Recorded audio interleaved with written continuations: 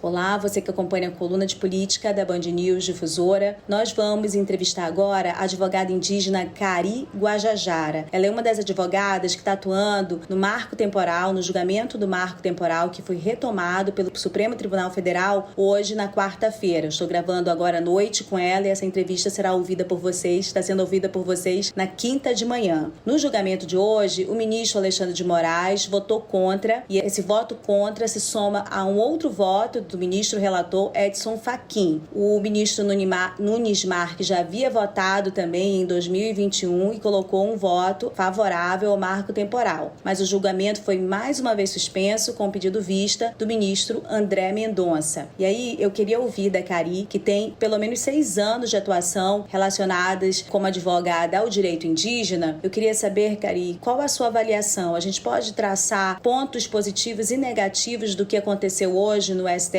em relação ao marco temporal? Bom dia, no caso, a todos que vão nos ouvir. Claro, nós já tínhamos uma expectativa com relação às possibilidades do que poderiam ocorrer no dia de hoje no julgamento do recurso extraordinário com repercussão geral, que trata a tese do marco temporal de ocupação, e dentre essas possibilidades do que poderia ocorrer, existia essa possibilidade do pedido de vistas do ministro André Mendonça. O que nos preocupa, Rose, claro, o voto do Alexandre de Moraes, como você bem afirmou, tem seus aspectos positivos e tem seus aspectos negativos. De positivos, nós podemos apontar o rechaço imediato e literal da tese do marco temporal, né? Ele foi bem claro ao se expressar com relação à tese do marco temporal, claro, traçando todo o contexto histórico e com direito comparado a outros países, né? Apresentando um pouco dessa dificuldade de resolução da pauta territorial indígena em diversos países, e tentou traçar, a partir desse ponto, um contraponto da perspectiva de uma suposta segurança jurídica de outras propriedades. De uma certa forma, existe um ponto negativo, e esse ponto negativo é o rechaço imediato e literal do ministro Alexandre de Moraes com relação à tese do marco temporal de ocupação. No entanto,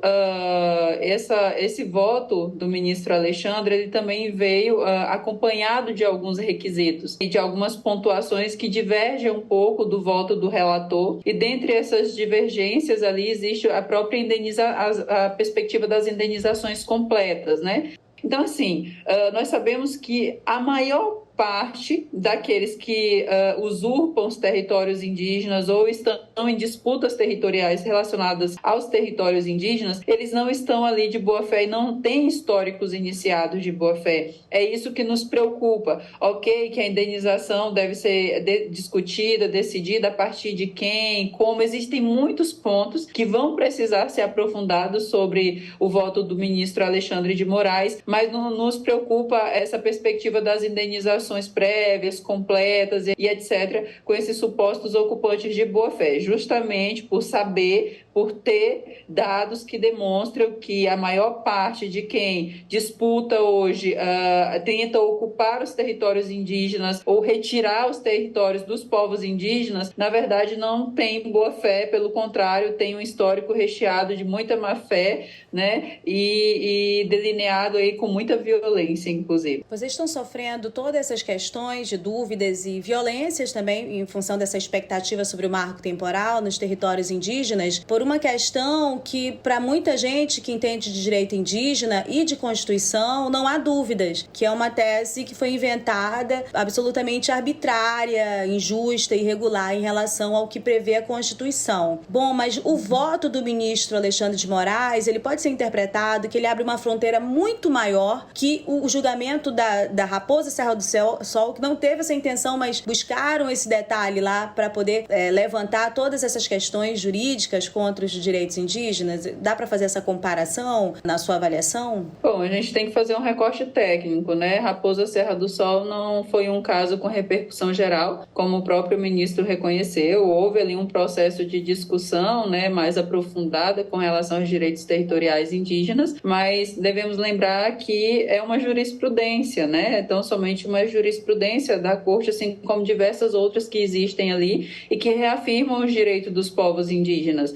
eu acho que é extremamente perigoso e traz até uma insegurança jurídica para os povos indígenas até chegar essa tese na Suprema Corte, né? Não só os povos indígenas, que às vezes é um ponto que as pessoas esquecem, que debater territórios indígenas hoje não é uma pauta exclusiva dos povos indígenas. Esses territórios no mundo representam aí a proteção de 80% da biodiversidade, que assegura a própria vida humana no planeta. E é por isso que é importante que a sociedade como um todo se envolva nesse debate, compreendendo que debater os direitos territoriais dos povos indígenas é, antes de tudo, debater a própria vida humana no planeta. E as pessoas precisam fazer esse processo de identificação para compreender que a gente não está tratando de uma propriedade, né? A gente não está tratando de propriedades. A gente está falando de territórios ancestrais, a gente está falando de territórios tradicionais, a gente está falando das terras dos povos originários desse país. Existe todo um arcabouço jurídico, normativo e histórico que vai muito além do que a gente consegue extrair de institutos do próprio direito civil, porque o que orienta o direito desses povos é o direito constitucional, é o que a gente traz na Constituição como arcabouço muito específico. O que nos preocupa nesse processo de permitir que essa tese chegue num processo de discussão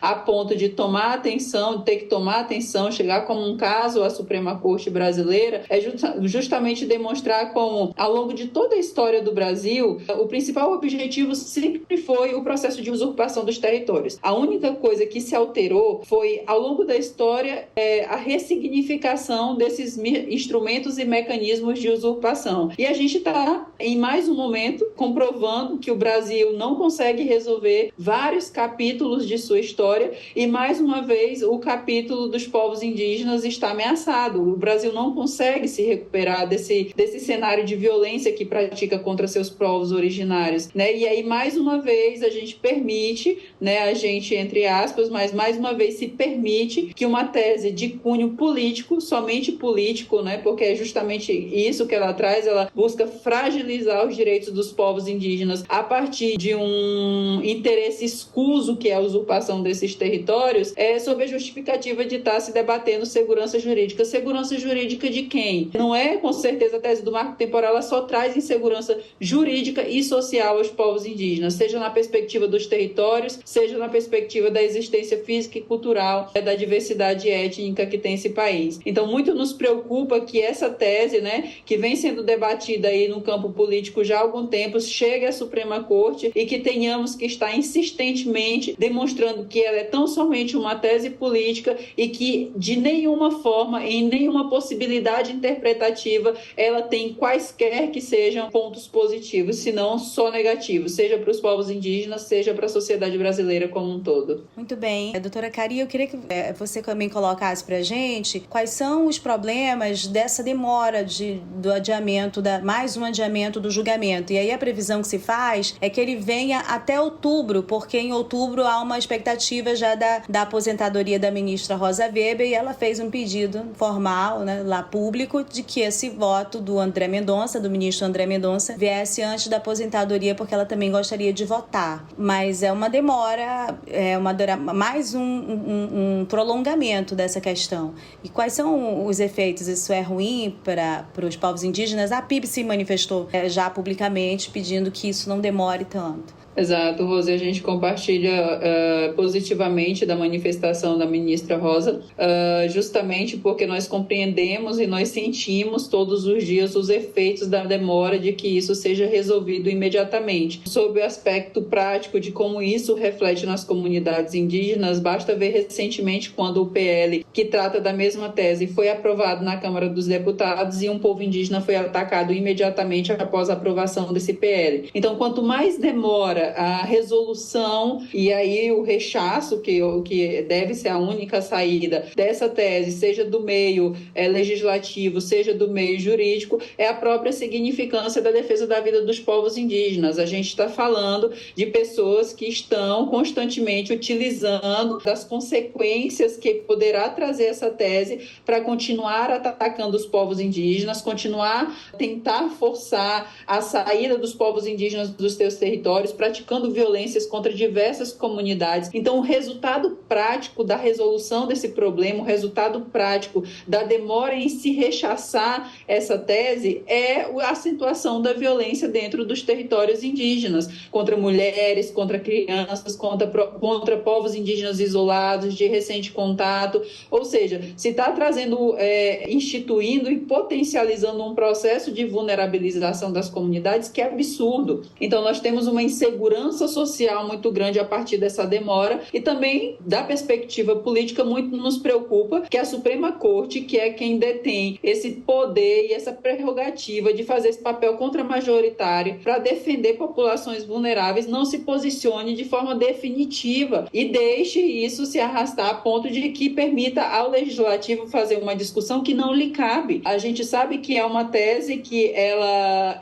é recheada de inconstitucionalidades, inclusive está se debatendo dentro do Congresso Nacional, através de um projeto de lei, uma alteração substancial na Constituição Federal, que deveria ser feito por meio de PEC, se fosse em alguma medida, mas que ela desestrutura o que nós consideramos como cláusula pétrea, ou seja, que não é passível de mudança. O Constituinte originário, quando ele fez o recorte do 231 e do 232, a partir da incidência dos povos indígenas naquele período, foi no sentido de resguardar esses povos e não de limitar em qualquer medida os seus direitos territoriais, os seus direitos sociais, os seus direitos culturais. Então, o reflexo disso é permitir que um Congresso totalmente anti-indígena continue ali num processo de discussão totalmente irregular sobre uma tese que é inconstitucional e, ao mesmo tempo, potencializa dentro dos territórios indígenas a acentuação das violências contra as diversas etnias, contra os diversos povos. Muito bem, cada detalhe trazido aqui pela doutora Cari Guajajara nos dá a dimensão do que é o efeito, a demora, o prolongamento das dúvidas a respeito do direito garantido na Constituição às suas terras, né, dos povos indígenas. Inclusive, hoje foi publicado no jornal O Globo alguns trechos e as mudanças exatamente neste ponto na Constituição, né, a intenção do Constituinte de garantir, alterou as palavras para que justamente não houvesse esse tipo de possibilidade de interpretação e colocasse os indígenas vulneráveis em relação aos seus territórios.